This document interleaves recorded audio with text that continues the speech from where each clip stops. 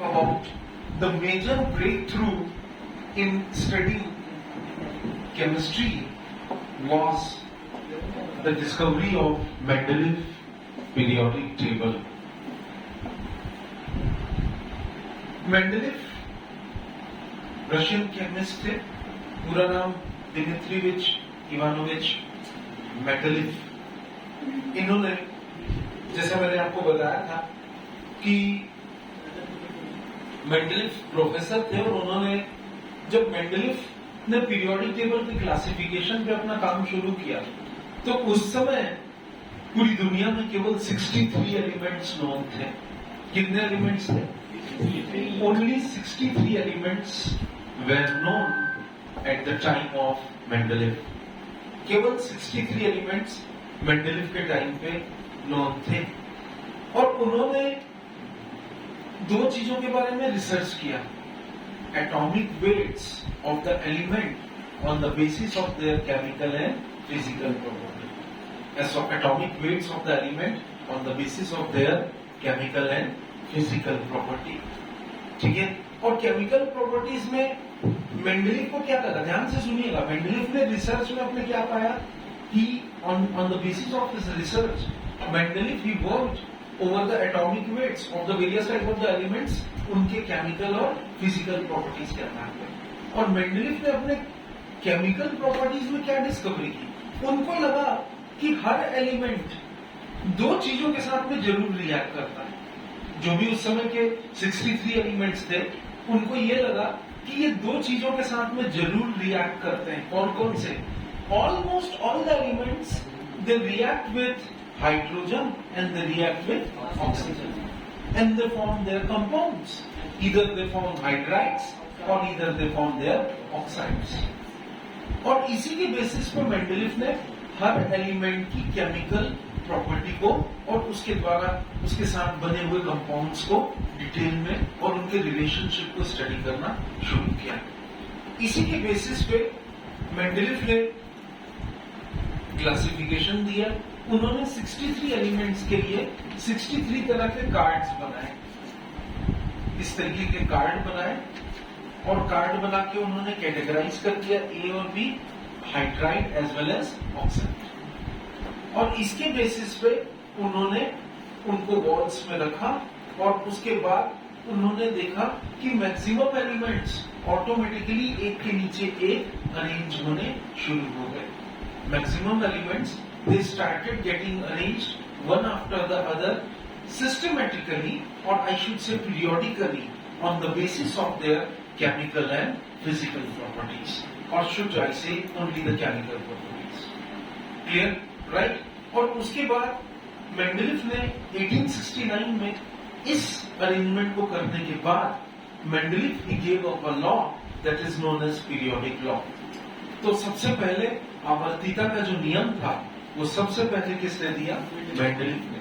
और आज उन्हीं के मेंडेलीव पीरियोडिक लॉ के बेसिस पे हम पीरियोडिक टेबल के बारे में जानते हैं, समझते हैं।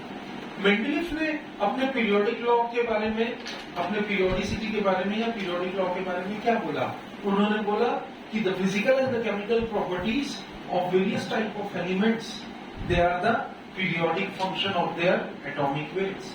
मैं फिर से लिख रहा हूं, the physical and chemical properties of various type of elements they are the periodic function of their atomic weights. इसका मतलब ये आम भाषा में कि जब हम एलिमेंट्स को, अलग अलग एलिमेंट्स को उनके बढ़ते हुए क्रम में, उनके इंक्रीजिंग एटॉमिक वेट के आधार पे, उनके इंक्रीजिंग एटॉमिक वेट के आधार पे छोटे से बड़े में अरेंज करते हैं।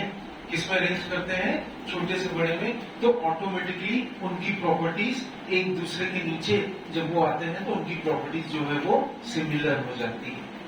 और इसी को हमने बोला मॉडर्न पीरियोडिक लॉ। ये जो रेपिटेशन ऑफ प्रॉपर्टी है वो भी अलग अलग अंतराल में, वो भी अलग अलग इंटरवल में, इसी को हम लोग बोलते हैं, this is commonly known as modern periodic law. क्या बोलते हैं इसको? Modern periodic law. कोशिश बहुत सारे लोगों ने की पीरियोडिक टेबल को डिस्कवर करने की, लेकिन अल्टीमेटली क्रेडिट किसको गया? The credit went to the Mendeleev. Clear? अब हम लोग, ये तो कंसेप्ट था मेंडेलीव का, अब हम पढ़ेंगे मेंडेलीव के पीरियोडिक टेबल के बारे में।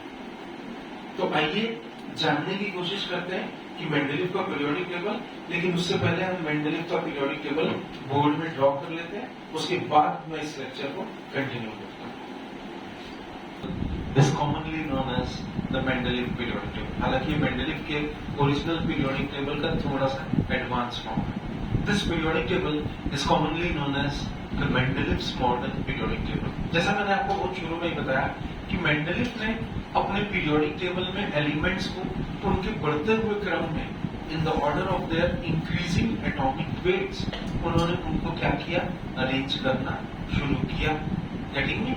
और उन्होंने कुछ ब्लैंक स्पेसेस भी छोड़े, जहां जहां जरूरी था वहां पे उन्होंने इस तरीके के ब्लैंक स्पेसेस भी छोड़े, ये आपको दिखाई दे रहा होगा। अब ब्लैंक स्पेस क्यों छोड़ा उन्होंने?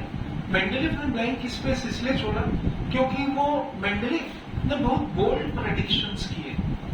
उन्होंने ये कहा कि मेरे पीरियोडिक टेबल के बाद भी आने वाले वक्त में बहुत सारे बहुत सारे एलिमेंट्स डिस्कवर होंगे और उन एलिमेंट्स की डिस्कवरी के बाद उनको इन सेलेक्टिव जगहों पे उनको पोजीशंस मिलेंगी। तो he made the bold prediction over the discovery of unknown elements during the time when he was creating the compilation of this type of the periodic table. जैसा मैंने आपको इसके बारे में बताया, क्लियर? और बाद में ऑब्वियसली ये एलिमेंट्स डिस्कवर भी हुए और जैसा मेंडलीव ने बोला था उनकी प्रॉपर्टीज काफी कुछ वैसे ही सिमिलर निकली। कैसे सिमिलर निकली? जैसे मैं आपको एक एग्जांपल दे रहा हूँ। मेंडलीव के टाइम पे दो एलिमेंट्स ऐसे थे, कौन कौन से? एक तो गैलियम है ना, जैसे मैंने आपको बताया था कि गैलियम और जर्मेनियम ये दो ऐसे एलिमेंट्स थे जो मेंडलीव के टाइम पे डिस्कवर नहीं हुए थे। तो मेंडलीव ने इनके लिए खाली स्पेस छोड़ा और मेंडलीव ने इनका नाम दिया ईका सिलिकॉन और ईका जर्मेनियम। मेंडलीव ने ये ईका शब्द जो है ये संस्कृत से निकाला, जिसका मतलब होता है नेक्स्ट, और उसके आधार पर मेंडलीव ने उनके लिए जगह छोड़ी। और वाकई आने वाले समय में जैसा मैंने बताया कि गैलियम और जर्मेनियम उनकी प्रॉपर्टी कुछ एल्यूमिनियम और सिलिकॉन से मैच खाती थी। तो ये बात मेंडलीव के पीरियोडिक टेबल में प्रूव हो गई। क्लियर? और जैसा मैंने आपको इसके बारे में भी बताया कि मेंडलीव ने अपनी पीरियोडिक टेबल में दो कंपाउंड्स के बेसिस पे उन्होंने पूरा पीरियोडिक टेबल डेवलप किया। It was on the basis of hydrides and it was on the basis of oxides, hydrogen and oxygen. उनको लगा कि हर एलिमेंट किसी न किसी फॉर्म पे हाइड्रोजन और ऑक्सीजन के साथ में रिएक्ट जरूर करता है। अब मेंडलीव के इस पीरियोडिक टेबल से बहुत सारे फायदे हुए। पहली बार लोगों को एक सुविधा मिली, एक क्लासिफिकेशन मिला एलिमेंट्स का, जिसको एक जगह रख करके इजीली पढ़ा जा सके। मेंडलीव ने एलिमेंट्स को उनके बढ़ते हुए एटॉमिक वेट के आधार पे, इंक्रीजिंग एटॉमिक वेट के आधार पे मेंडलीव ने अपनी पीरियोडिक टेबल में उनको जगह दी। The first time it came into the mind of the people that elements can also be systematically classified. लेकिन मेंडलीव के पीरियड में पीरियोडिक टेबल में बहुत सारे डिफेक्ट्स भी थे। एक तो मेंडलीव का पीरियोडिक टेबल जो सबसे अच्छी बात थी कि it was based on the principle of periodic law, but later on Mendeleev के पीरियोडिक टेबल में बहुत सारे डिफेक्ट्स भी थे। जैसे पहला डिफेक्ट मेंडलीव के पीरियोडिक टेबल में आज भी बेचारे हाइड्रोजन को प्रॉपर जगह नहीं मिली है। हाइड्रोजन को इसीलिए केमिस्ट्री में हम लोग बेसिकली आवारा तत्व या आइसोलेटेड एलिमेंट बोलते हैं, because hydrogen resembles both the properties of group 1A, that is lithium, sodium, potassium, rubidium, cesium and francium, and it resembles the properties of group 7A or the 17th group, that is commonly called as the halogen group: fluorine, chlorine, bromine, iodine and astatine. Clear? तो hydrogen एक electron दे भी सकता है और hydrogen एक electron ले भी सकता है। That is why still Mendeleev के समय से लेकर के आज तक हमारे मॉडर्न पीरियोडिक टेबल में भी आप देख लोगे तो hydrogen has not been assigned a special place और the position in the periodic table. The same condition is with helium also. Helium के लिए भी हमने कोई प्रॉपर व्यवस्था नहीं की है। हीलियम डुप्लेट बनाता है, जबकि बाकी के सारे noble gases neon, argon, krypton, xenon and radon ये सब अपना ऑक्टेट बनाते हैं। तो हीलियम को भी हमने प्रॉपर कोई जगह स्पेशल असाइन नहीं किया। तो आज भी हाइड्रोजन और हीलियम के जो पोजीशंस है वो आज भी थोड़ा सा एनोमलस है, एक अपवाद है। इसके साथ साथ कुछ एनोमलस पेयर ऑफ एलिमेंट्स को भी मेंडलीफ ने जगह दी। क्लियर? जिनका हायर एटॉमिक वेट था उनको उन्होंने क्या किया, पहले किया, और जिनका लोअर एटॉमिक वेट था उसको उन्होंने क्या किया, बाद में किया। जबकि कायदे से होना क्या चाहिए, लोअर एटॉमिक वेट पहले होना चाहिए और हायर एटॉमिक वेट बाद में होना चाहिए। क्लियर? जैसे मैं आपको एग्जांपल दूंगा, argon atomic weight is 39.9। The atomic weight, if you can see in the periodic table, the atomic weight of argon is 39.9 and cobalt is 58.9.